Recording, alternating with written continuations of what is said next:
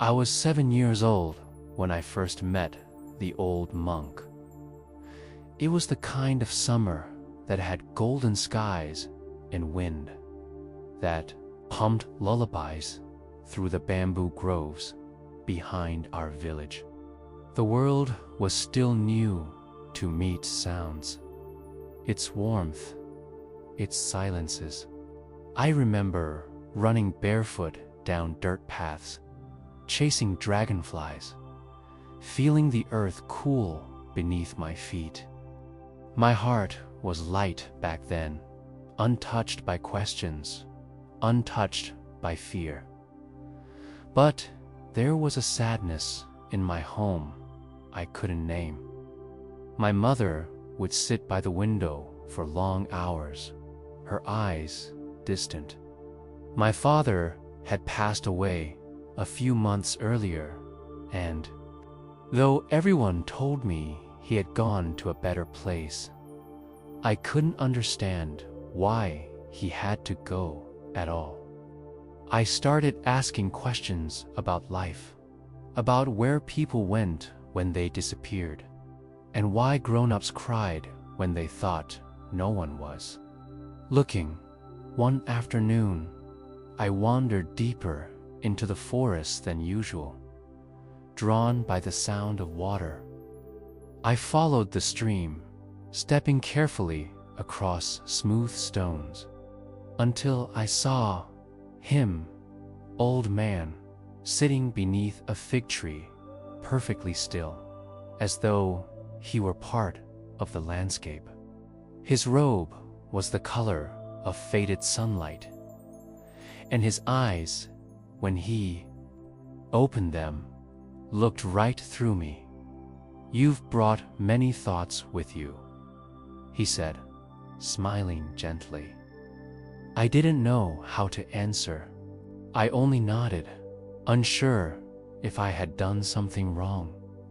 He gestured for me to sit beside him. "Sit like the trees. Don't move unless the wind tells you to. Can you do that?" I tried.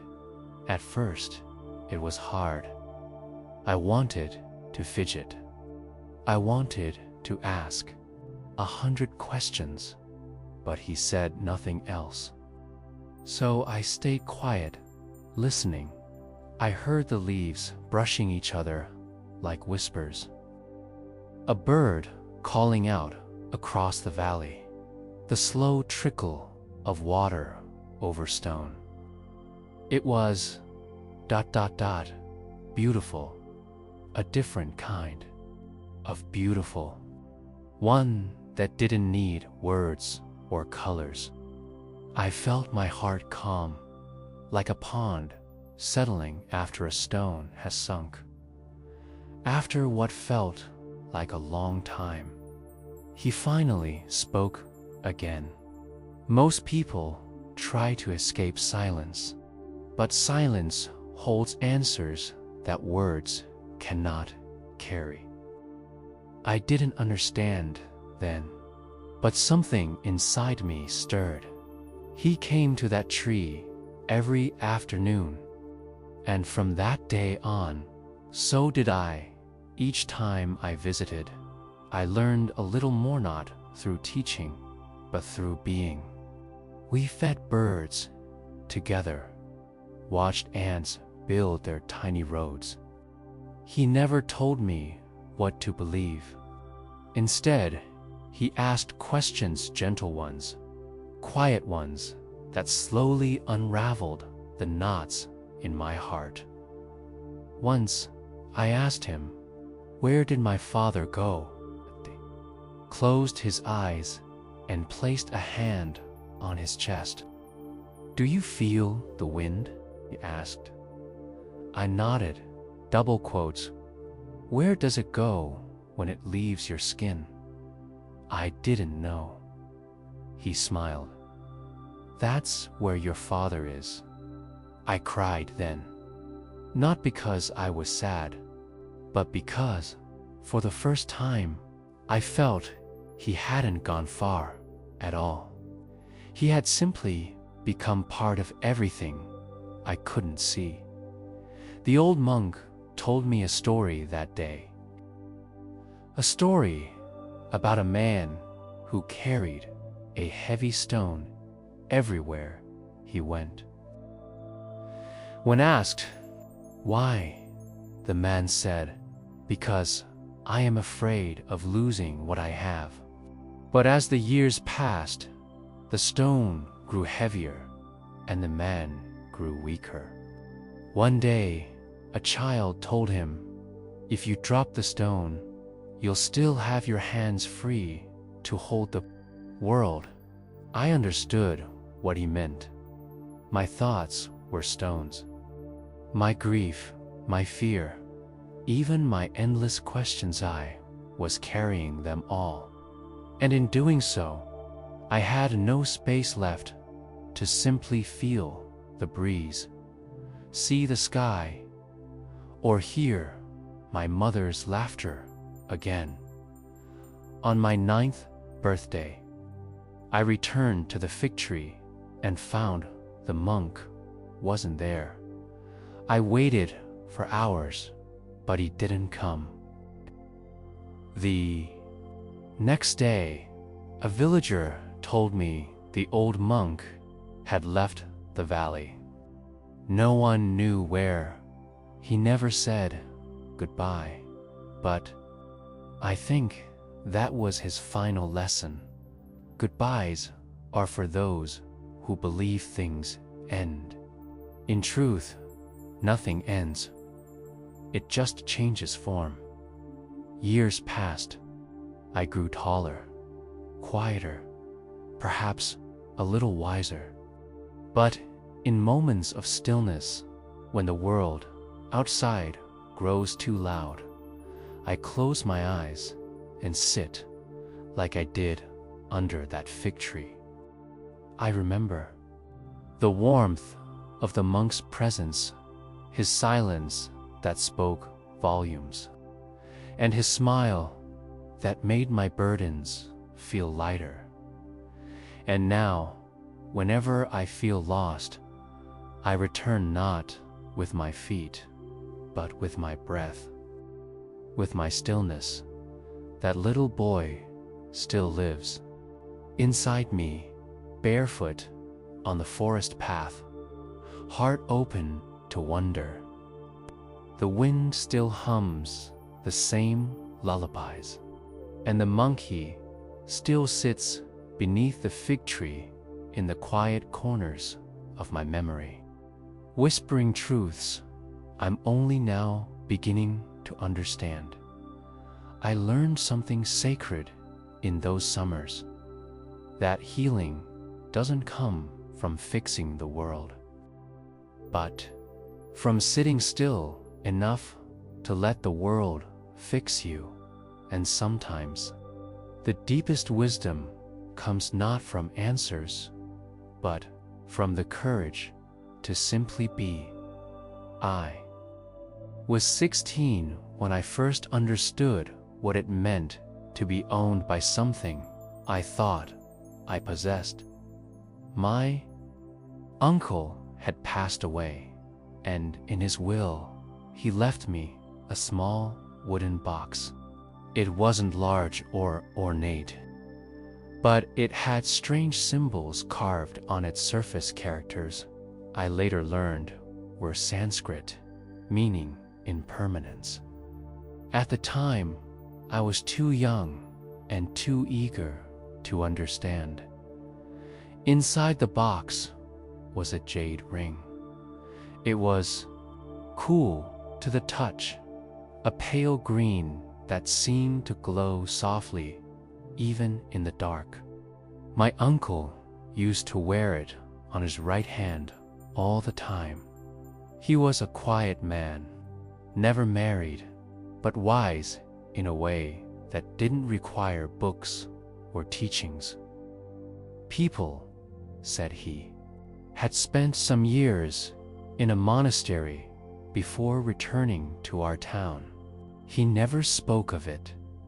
Holding that ring felt like holding a piece of him.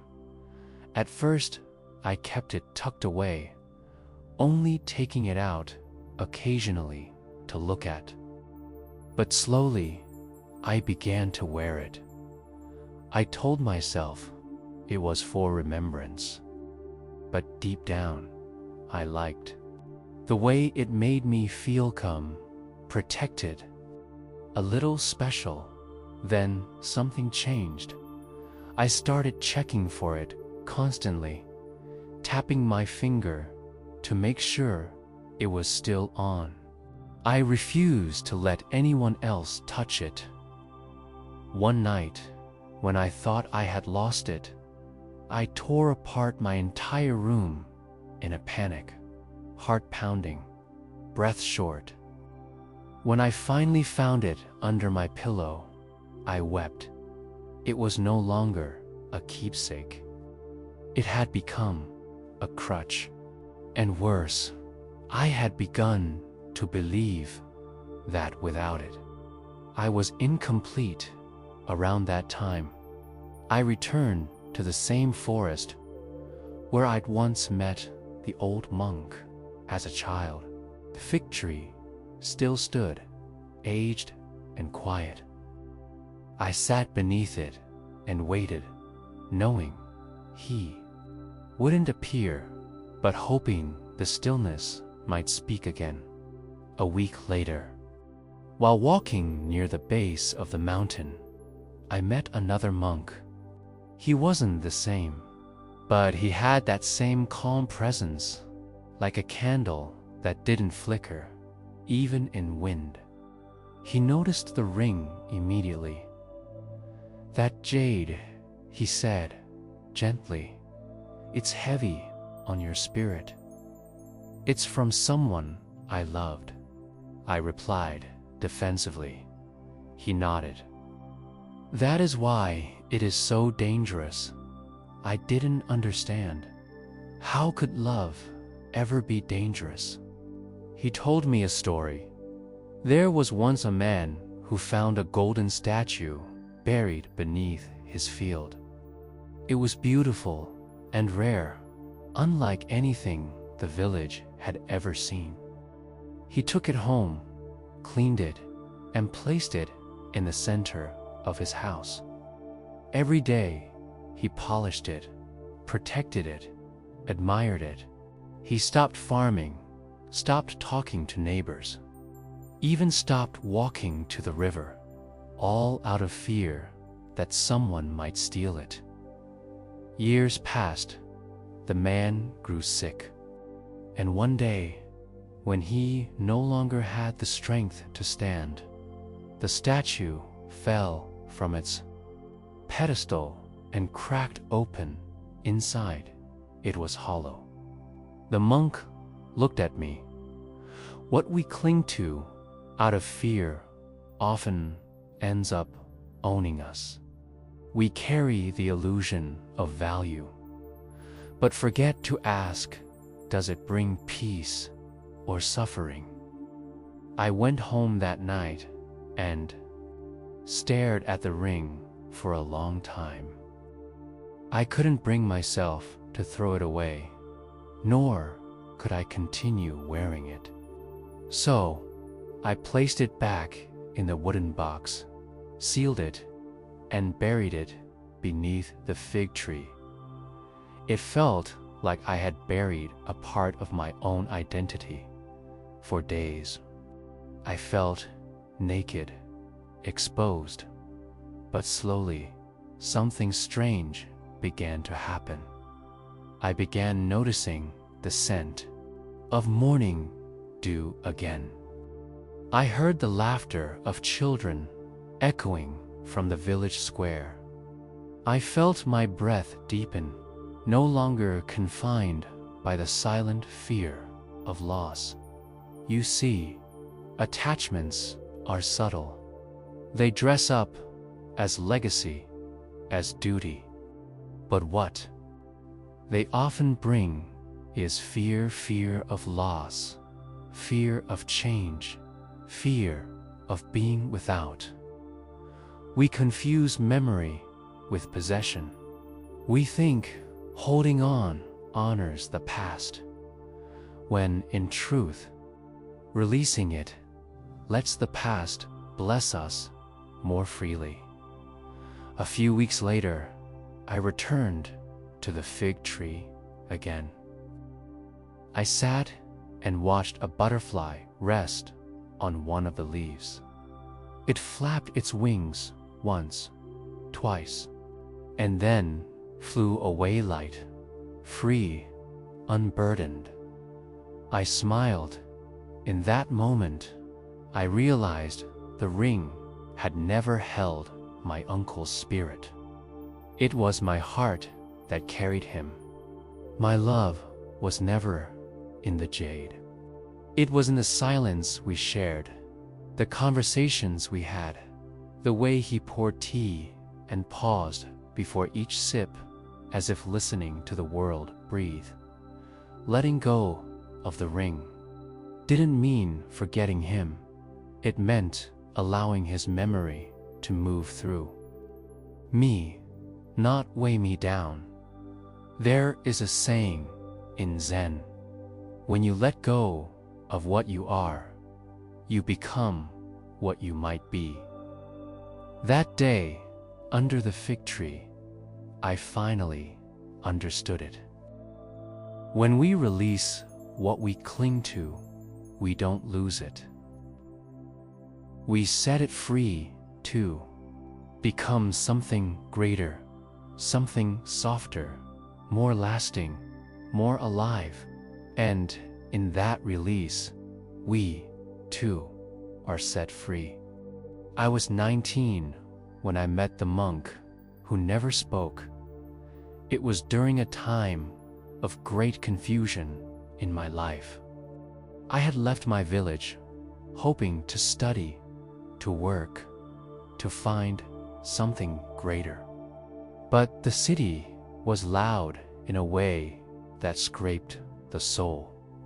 Every day felt like running toward something I could never quite reach. Certainty. And the more I ran, the more lost I became. By the time I returned home, I felt like a stranger.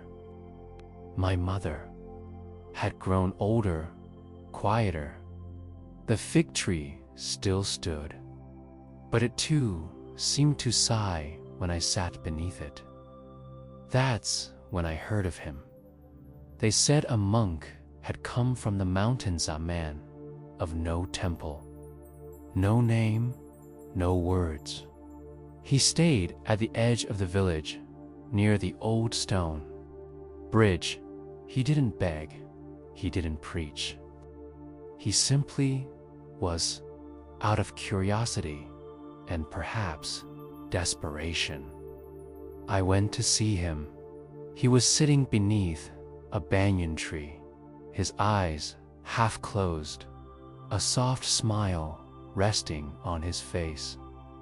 Children played nearby, landed on his shoulder and flew off again. His robes were faded, his skin worn by sun and silence. I introduced myself. He said nothing. I asked questions. Still nothing. I waited. He looked at me. And in that gaze, I felt more seen than I ever had in the noisy halls of the university or the crowded streets of the city. I began visiting him every morning.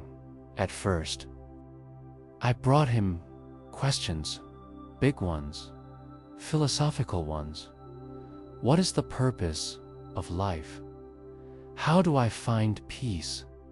Why do I feel so empty, even when I have so much? He only smiled. After a week, I stopped asking. I started sitting. At first, the silence was uncomfortable. My mind fidgeted. Thoughts screamed.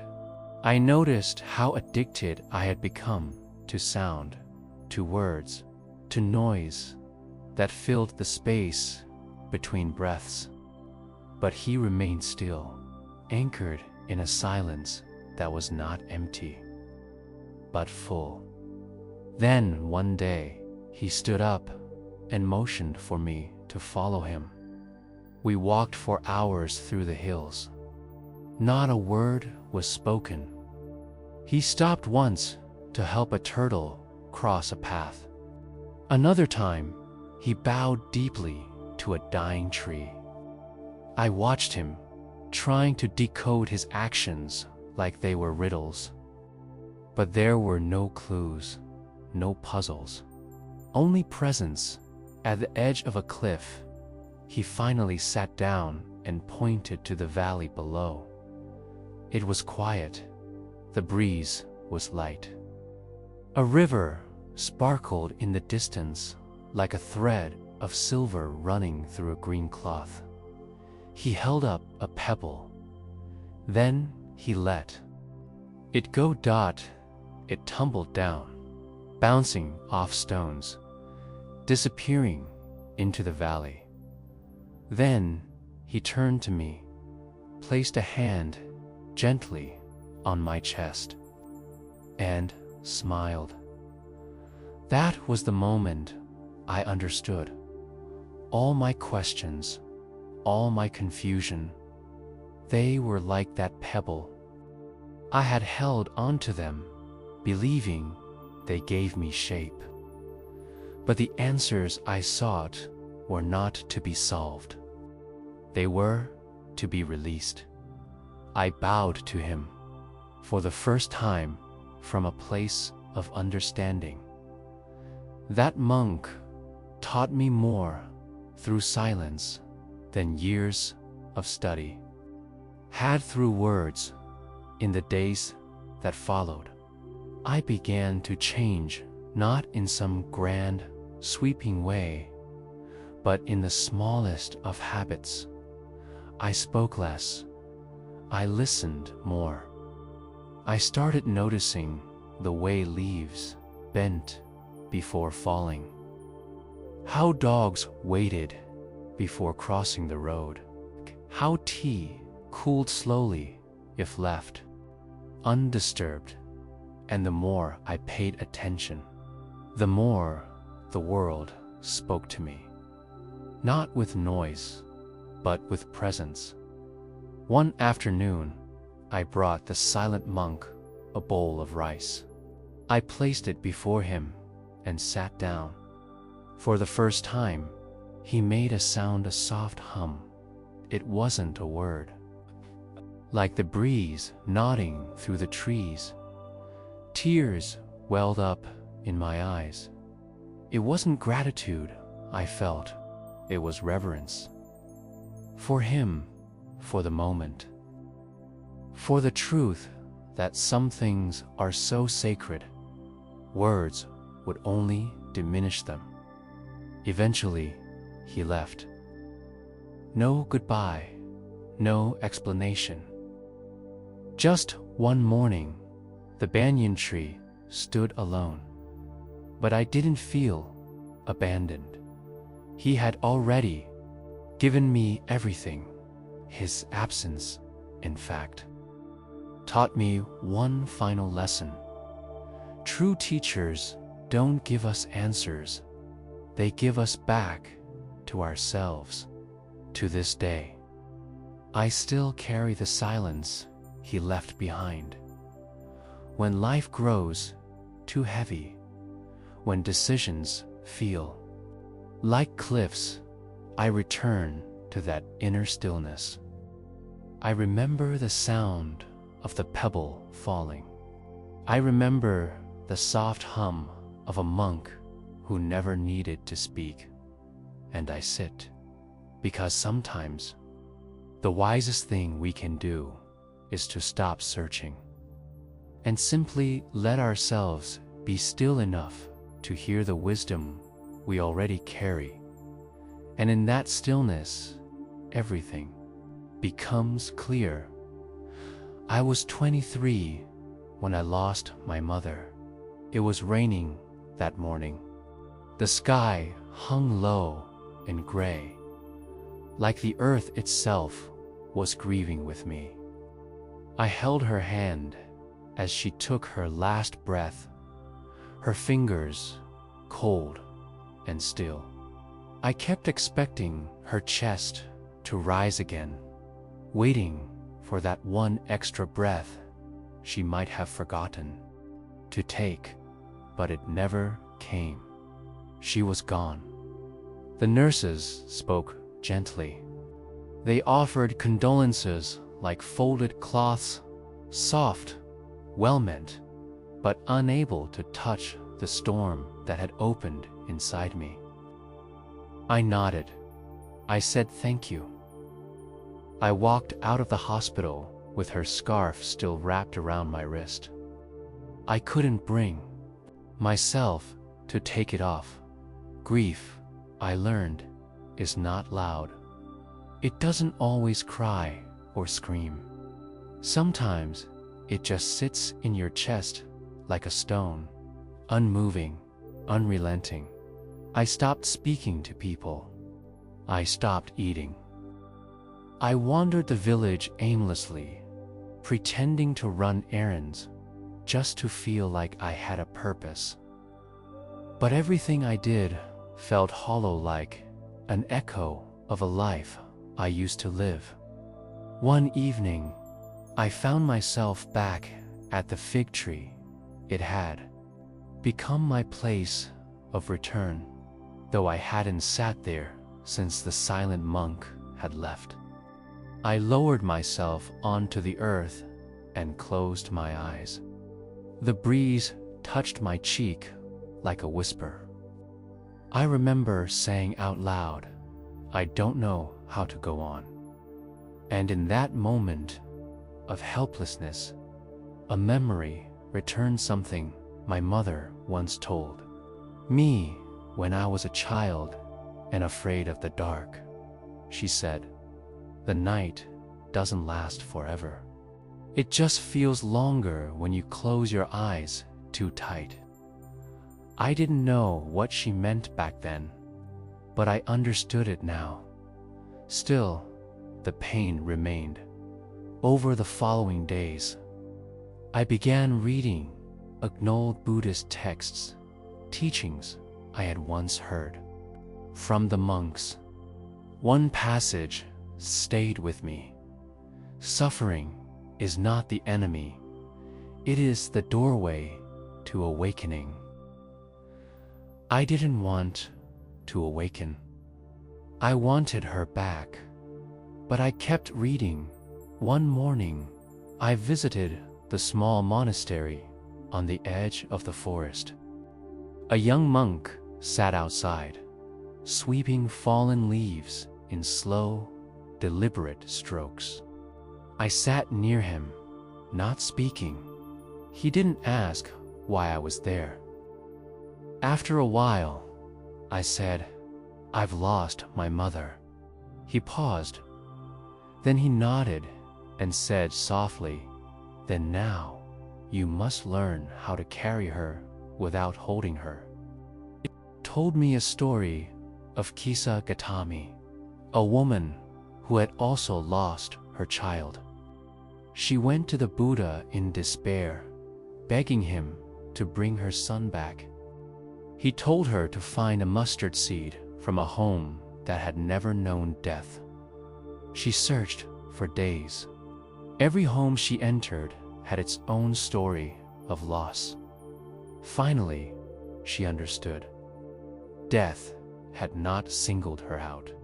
It was the thread that stitched all living things together. I cried for the first time in weeks. Real tears. Not the ones I had forced down behind clenched teeth. I realized that suffering was not a punishment, was part of love's aftermath. The deeper the bond, the greater the pain. But that pain, when embraced, didn't destroy. It revealed that, showed me how tender I could be, how much I had loved, how deeply I had been shaped by her. I began writing letters to her. I would sit beneath the fig tree and speak to her out loud, as if she were still listening. And maybe she was. Maybe grief is the echo of the soul reaching out through time. With each word I spoke, I felt something loosening, not erasing her, but integrating her into the rhythm of my days. I began to remember her laugh without crying. I started cooking her recipes. I noticed that the scarf she left behind still smelled faintly of sandalwood and rice. One day, I met a child in the village who had lost his dog. He was heartbroken. I sat with him and told him that grief was the proof that love had existed and would always exist. He looked at me with wide eyes and said, "So, it means I still love him." I nodded. He smiled. That was the day I understood. Healing doesn't mean forgetting. Letting go doesn't mean losing. It means honoring what was and making space for what is becoming. Suffering, when resisted, becomes torment. But when accepted, it transforms. It teaches. It softens the hardest parts of us.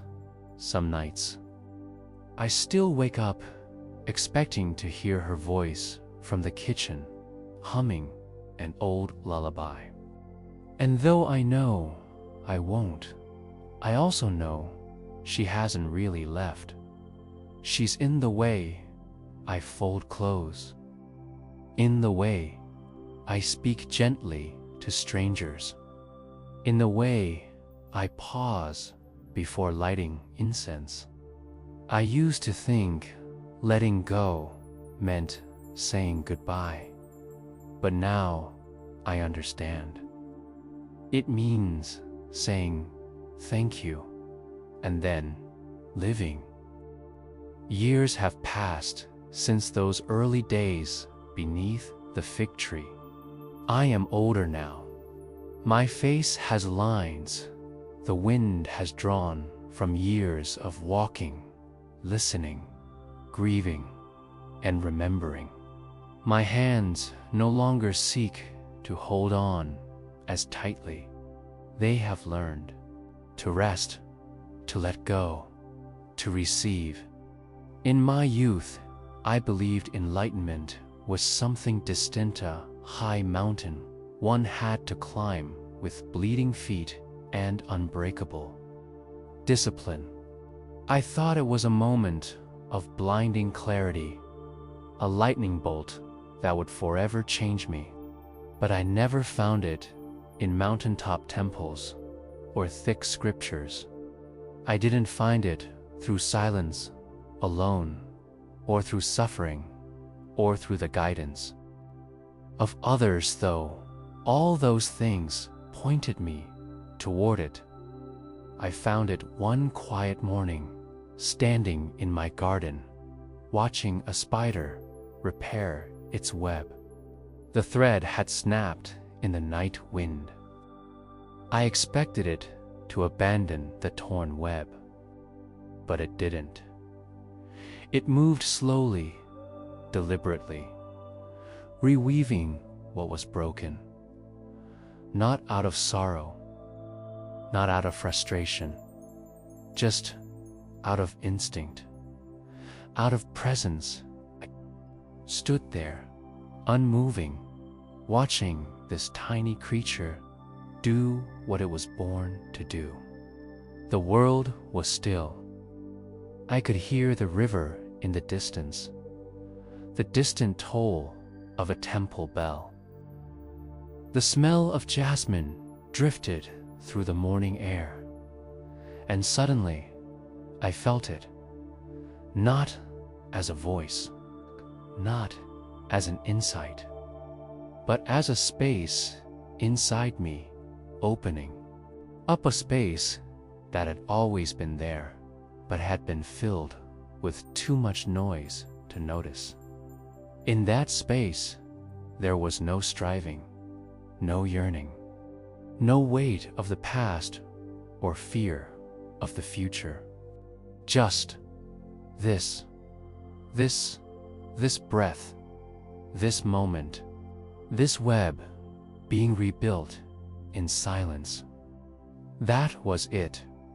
Simplicity, enlightenment, I realized, is not something we attain. It is something we uncover when everything else falls away. Like the sky behind the clouds, like the silence beneath the noise, like the truth that lives beneath our endless thoughts. I laughed then, a small laugh, a quiet one. All those years of searching, and it had always been here. I remembered something one of the monks once said to me.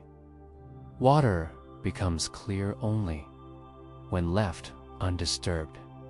I hadn't understood it then, but now, watching the spider finish its work and return to the center of its web, I did.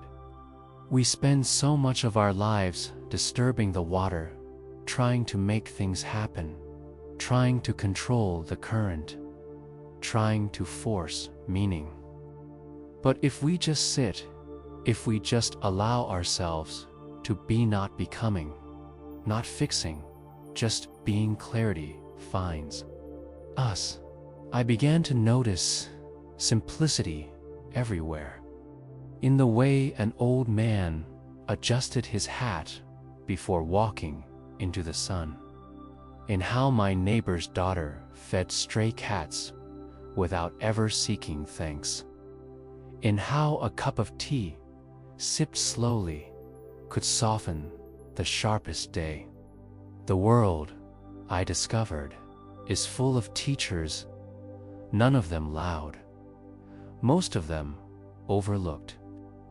A falling leaf, a candle's final flicker, the hush before dawn. Each holds a message, a mirror, a moment of presence. These days, people sometimes ask me for guidance. They assume I've found answers. I haven't. I've simply become more comfortable living without them. I tell them, you are not broken. You are not lost. You are simply distracted from your own stillness. We are taught to chase peace as if it lives somewhere else. In money, in relationships, in reputation. But peace doesn't live there. Peace lives in this breath, in the pause between two thoughts, in the way light touches the wall in late afternoon. It asks for nothing, only your attention. There is a Zen story of a student who asked the master, "What is enlightenment?" The master replied, "When hungry, eat. When tired, sleep." At first, I thought it was a riddle. But now, I understand. To eat when hungry, truly eat. To sleep when tired, truly rest. To feel joy without guilt. To feel sorrow without resistance. To move with life instead of against it. That is the essence of wisdom. Not because it changes life, but because it allows us to finally live it. I still visit the fig tree sometimes. I sit beneath its branches and listen, not for voices, not for signs, but just for what is. The wind, the birds, the distant footsteps of someone passing by, and always within me a deep and quiet smile. I used to think I needed to become someone to be worthy of peace. Now I see only needed to become present. The journey never ends because there is nowhere to arrive. There is only this one breath